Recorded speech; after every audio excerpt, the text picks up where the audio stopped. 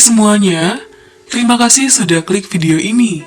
Kali ini kita akan membahas film yang diangkat dari kisah nyata yang berjudul Curse, rilisan tahun 2018. Film ini berkisah tentang peristiwa kecelakaan yang terjadi pada kapal selam milik Angkatan Laut Rusia. Kecelakaan kapal selam ini terjadi pada 12 Agustus tahun 2000, disebabkan karena ledakan dahsyat yang membuat kapal selam itu jatuh ke dasar laut. Saat itu, kapal membawa 118 personil tentara angkatan laut dan menyisakan 23 orang yang selamat. Para kru yang selamat bertahan di salah satu bagian kapal yang belum tergenang air dan bertahan dari dinginnya air laut dengan persediaan oksigen yang semakin menipis sembari menunggu datangnya tim penyelamat. Lalu, apakah para kru kapal tersebut akhirnya bisa diselamatkan? Langsung saja kita ke alur ceritanya.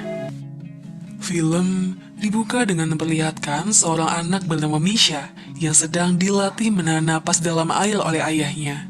Betapa bangganya ia karena berhasil melampaui rekor waktu sebelumnya. Ayahnya yang bernama Mikhail adalah seorang pelaut. Mungkin saja Misha akan menjadi seperti ayahnya juga. Misha pun berlarian dengan ibunya yang menyuruh ia tidur, sampai ibunya yang sedang hamil menyerah karena kelelahan. Adegan berpindah pada Mikhail bersama para pelaut yang lainnya meminta gaji mereka. Namun gaji yang dijanjikan itu belum kunjung dikirimkan dari pusat. Mikhail menemui teman dekatnya yang bernama Pavel. Rupanya ia akan melangsungkan pernikahan. Calon istrinya memberikan list barang yang harus ia beli, yaitu vodka, bir, kre, balon, dan sampahnya. Dalam film ini, kita akan ditunjukkan solidaritas tinggi para pelaut. Mereka mengumpulkan uang iuran untuk memenuhi permintaan calon istri Pavel. Mereka segera pergi ke koperasi untuk membeli list barang tersebut. Namun, uang hasil iuran itu masih kurang, sehingga Mikhail yang tak ingin mengecewakan sahabatnya menggadaikan jam pelaut miliknya, sehingga mereka mendapatkan barang yang mereka inginkan. Tibalah saat hari pernikahan Pavel dengan teman-temannya sebagai pengiring pengantin. Istri Pavel bertanya kenapa Pavel tidak memakai jam tangan. Rupanya para pelaut kompak tidak memakai jam tangan karena jam tangan Mikhail telah dijual. Istri Pavel yang mengetahui jam tangan mereka semua dijual demi memenuhi permintaannya pun menjadi terharu, begitupun dengan Oleg. Mereka pun bersulang untuk merayakan pernikahan tersebut dan juga menyanyikan mars pelaut.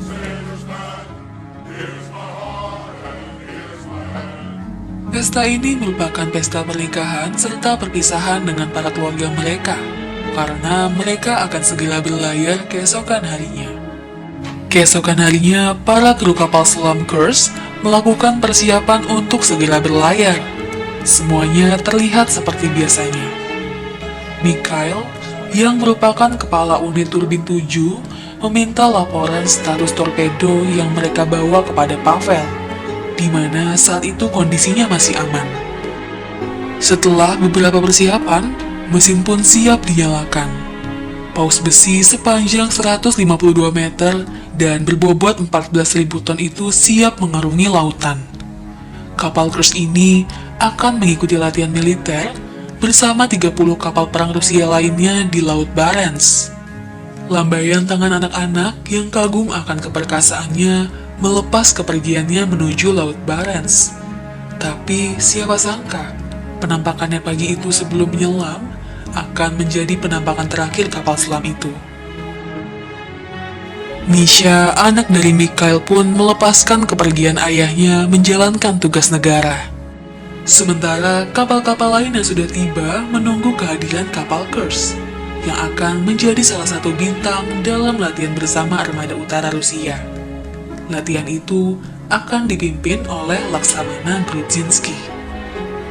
Di tempat lain, ternyata Angkatan Laut Inggris yang dipimpin oleh Kolonel David Russell ikut memantau perkembangan latihan Angkatan Laut Rusia yang memberangkatkan 57 kapal permukaan dan 3 kapal selam termasuk Kursk.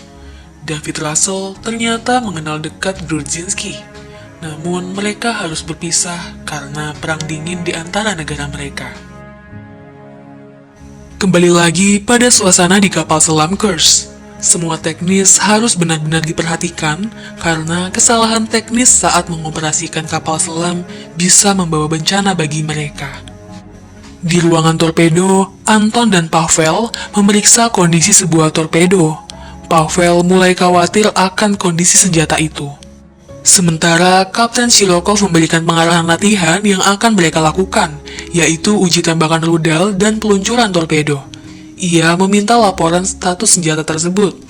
Reaktor nuklir berjalan dengan baik, sementara Pavel melaporkan bahwa suhu inti torpedo sedikit meningkat. Torpedo itu akan diluncurkan begitu mereka sampai tujuan. Di ruangan torpedo, Anton dan Pavel kembali memeriksa kondisi torpedo itu, yang ternyata suhunya meningkat dan terus mengalami kenaikan. Pavel melaporkan pada Kapten Shirokov mengenai masalah ini, dan meminta untuk meluncurkannya sekarang. Namun permintaannya diabaikan karena mereka belum sampai di tempat pengujian. Suhu torpedo semakin meningkat. Terlihat raut khawatir Pavel, namun ia tidak bisa berbuat apa-apa selain berdoa. Hingga akhirnya ledakan pun terjadi. Kapal selam itu segera meluncur jatuh ke dasar laut dan tergolek tak berdaya di dasar samudra. Para awak belum sadar apa yang terjadi pada kapal selam itu. Namun dengan segera, Mikhail memerintahkan para awak untuk menutup pintu kedap air di ruang 7. Mikhail melakukan kontak dengan para awak di ruang torpedo. Namun tak ada yang menjawab karena mungkin mereka semua sudah tewas akibat ledakan itu.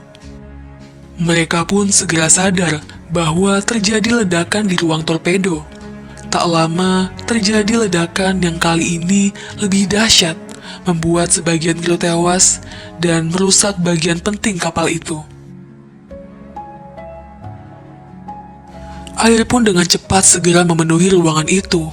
Mikhail mati-matian melakukan evakuasi para kru yang selamat dengan memerintahkan semuanya untuk pergi ke ruangan 9, yaitu di buritan. Sementara ia memastikan tidak ada yang terjebak di ruangan lain. Setelah itu, ia kembali ke ruangan 9. Tersisa 23 kru yang selamat. Mereka memikirkan apa yang harus mereka lakukan selanjutnya, dan berencana akan berenang melalui Palka. Namun, Mikhail menyuruh untuk terlebih dahulu menyisir seluruh ruangan dan mengambil dokumen berharga sebelum mereka pergi. Mikhail segera membagi tugas.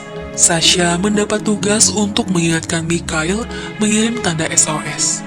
Mereka minta pertolongan dengan cara mengetuk-ngetuk badan kapal dengan 4 pukulan berulang setiap jam. Sementara Angkatan Laut Inggris yang ikut memantau aktivitas kapal selam Rusia menyadari bahwa kapal selam Kursk milik Rusia telah tenggelam. Kolonel David Russell dari markasnya mencoba mengontak armada utara Rusia, Laksamana Grudzinski, namun tidak ada respon. Ternyata Laksamana Grudzinski baru sadar belasan jam kemudian bahwa Kursk mengalami masalah dan tumbang ke dasar laut. Sementara di kapal selam, genangan air semakin tinggi karena pompa kapal yang rusak.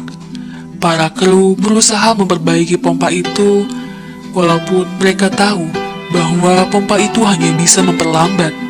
Air masih akan merembes masuk ke ruangan itu. Mikhail memberikan semangat pada satu awak yang terlihat hampir putus asa. Angkatan Laut Rusia menurunkan drone untuk memastikan apakah masih ada yang selamat dari tragedi tersebut. Namun, melihat dari kerusakan kapal yang cukup parah, mereka berpikir tidak mungkin ada yang selamat. Saat itu, mereka belum bisa mendengar suara karena rusaknya perangkat mereka dan akan segera diperbaiki. Sementara, para keluarga awak Kursk sudah mendengar desas-desus bencana itu. Istri Mikhail pergi ke kantor pusat Angkatan Laut Rusia dan meminta kejelasan. Namun mereka terlihat menyembunyikan informasi itu.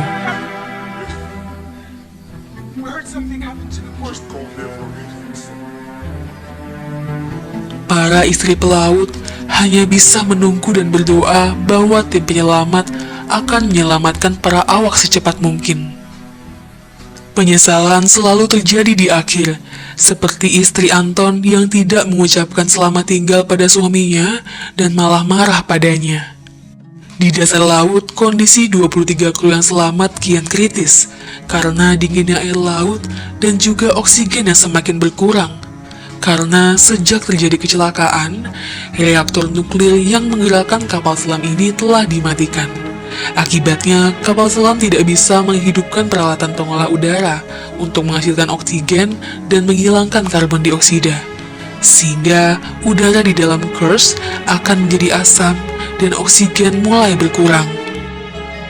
Di saat kondisi yang semakin kritis, mereka harus segera menyalakan generator oksigen. Namun, pemantiknya terletak di sebuah ruangan yang sudah dipenuhi air. Tak hanya itu, mereka harus menyalakan pompa secara berulang untuk mencegah air semakin naik. Tim penyelamat datang kembali dan melakukan tes suara, namun tak ada suara yang terdengar.